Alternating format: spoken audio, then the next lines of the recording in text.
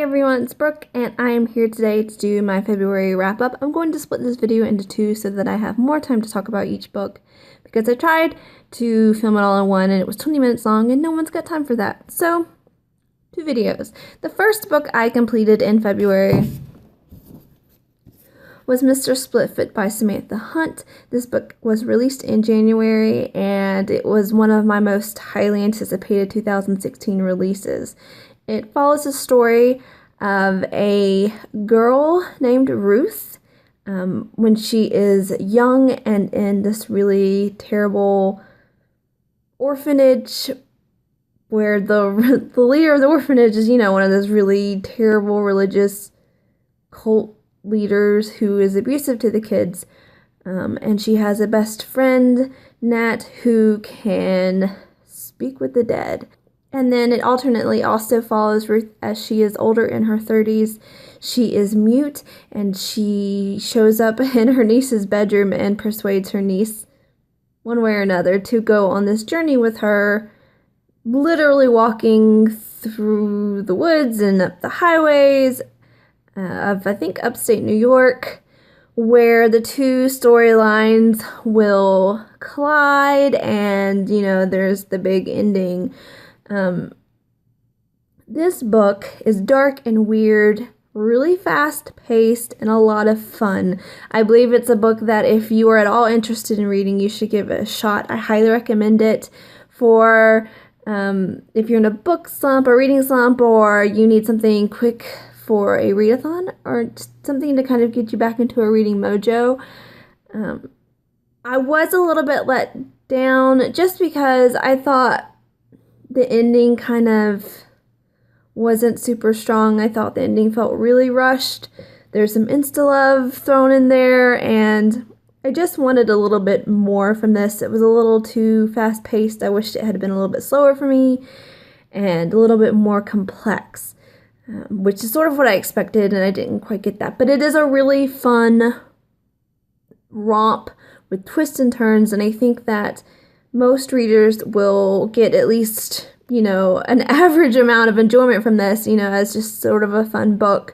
And I think I ended up giving it like 3.5 stars.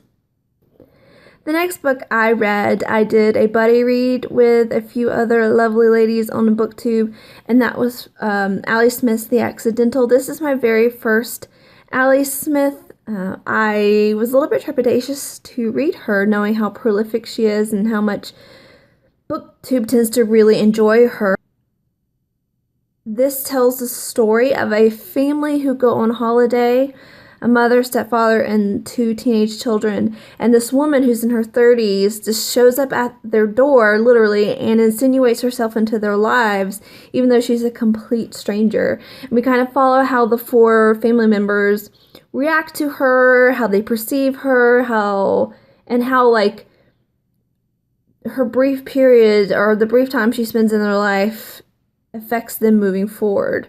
This is a book that there's a lot technically going on. I think Allie Smith is doing a lot with voice and the stream of consciousness that she writes. She's doing a lot with theme and kind of structure. She's saying a lot about communication and storytelling and fiction and the ways we perceive ourselves and want others to perceive us.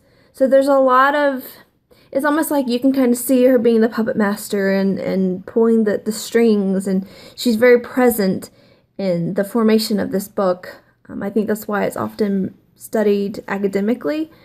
But at the same time, the way she writes this is so, at least for me, engaging and accessible and enjoyable that I loved it, and I can't wait to read more Allie Smith. I think there's something about the way she writes that speaks to me personally, and I know that some of the ladies who read this weren't affected in the same way and weren't as enthralled with this, and I can see how that would be, but I personally really enjoyed this a lot.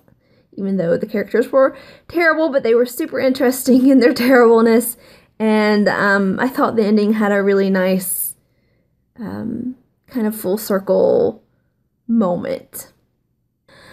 The next book I read, I did as a buddy read with my in real life best friend, and that is The Particular Sadness of Lemon Cake by Aimee Bender. This book has been talked a lot about on BookTube, but it is about a girl who, I think on her 9th birthday, her mother bakes a lemon cake, and she realizes she can taste her mother's emotions in the lemon cake, and that she can taste all of the emotions of whoever has cooked her food.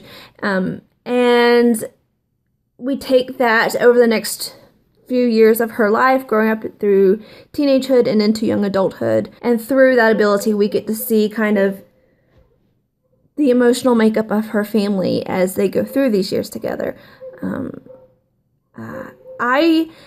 This is a book that's hard for me to kind of talk about, and I almost consider doing a separate review on this, because I really enjoyed it when I was reading it, like a lot. Really quickly read through it, thought it was going to be an easy 4-star read, just highly enjoyable.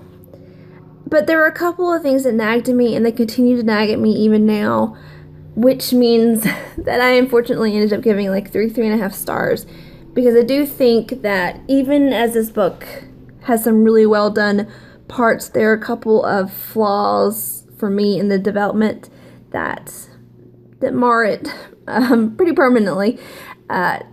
Basically, I think that Aimee Bender is a beautiful writer, but the underdevelopment of the setting really bothered me. So you're kind of banged over the head that this book takes place in LA, but I could never picture the streets in my head, despite the fact that she was naming 1,000 very particular streets and street corners and schools and these things. I could never see the house that Rose grows up in. I could never picture it in my head. I could never see her walking down the street. I could never, envision her brother's apartment complex. I could never see these things. And that's as someone who's been to LA multiple times. I mean, I knew I was really having a problem when I got on Google Maps just to try to sort of be able to put an image in my head. And it was weird that I had that problem when so like she's being very specific about place, but when you're trying to figure out time, it's so vague that you have no clue. I tried to pick up on like context clues, the fact that there's not really cell phones and stuff mentioned. So I'm guessing it's like the 80s or 90s, not entirely sure. So it was just weird to have her being over the head with this place, but not doing a very good job of building that place. And then not at all really talking about the time. It really bugged me because I'm a big setting person, but I think that's a very personal problem. The other problem I had was I just think that I would have liked more character development for her parents. And I think I get why there wasn't. She is the child and there's only so much children can know about the parents. I get that. But at the same time, it felt like so much of the second half of the book was just solely about her brother. And I would have preferred it to be a little more balanced, character-wise. So, a mixed bag. But I think that if you want to read this, you'll really enjoy it. Even if there are a few problems. So, yes, I do recommend. And then for my short story reading group on Goodreads, we read Some 40 Tales from the Afterlives by David Eagleman. This is a short story collection, really short stories, you guys, like just a couple of pages a piece about different sort of afterlife scenarios. They're all very creative. There's one where when you die, you become an actor in people's dreams. There's one where you only exist in this sort of purgatory afterlife space as long as someone remembers you on Earth. So when I was reading this, I thought it was really creative, gave me a lot to think about. But as the weeks have gone by now, I don't find myself remembering it that well. Like, I think I remember 3 stories with any sort of clarity. And that could just be on me, the fact that I read it too fast, or I didn't spend enough time with it, and maybe if I had discussed it in detail with someone, or I don't know, maybe I would have remembered it better, but as it is, I don't, and that's unfortunate, because I do think David Eagleman is a really great writer. His prose is really beautiful, So I do recommend this. I just don't think it's mind-blowing. Maybe one day I'll give it another reread or pick it up here and there and just kind of revisit certain stories. I don't know. And I think other people in the group felt similarly. So yeah, this was like, I think I gave it 3 stars, and I wrote a pretty long review on Goodreads if you want to check that out.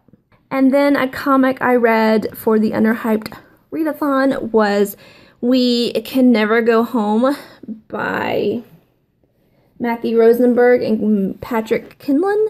This is about 2 teenagers, Madison and Dustin, who end up going on the run, kind of Bonnie and Clyde style. They have gotten themselves into some trouble, and Madison also has superpowers, and there's these various different groups after them, and they continue to make really terrible life choices, like really bad. There's a lot of violence, gun violence in particular, which there's a whole note in the back material that talks about how they felt about writing so much gun violence and making it entertainment, which was an interesting conversation. I really liked the first 2/3 of this, maybe. I thought it was really well done. It grabbed my attention. I liked that the characters were very flawed and they were making bad teenage decisions. It felt very realistic to me. I think it fell apart at the end. Very rushed, not very well developed, and I think that might be because the writer's creative team felt like they might not get a second volume, so they sort of rushed it as much as they could. So you had all these like developments and introductions with no real context, or you just didn't really, it just happened all of a sudden, and there was nothing to kind of grab hold of, and then it was just over. So I think had they kind of been able to pace it out slower, it would have been, I would have really enjoyed this. That being said, if they do a volume 2, I will definitely read it and see if it improves in its pacing. But I would recommend this again if it was 3 stars. So for 3 stars for me, it's like, if you were interested, give it a shot. If not, no need to force yourself to read it. So yeah, those were all of the first half of my February reads, and I'll be back for part 2, where I will also tell you guys about my favorite book read in February.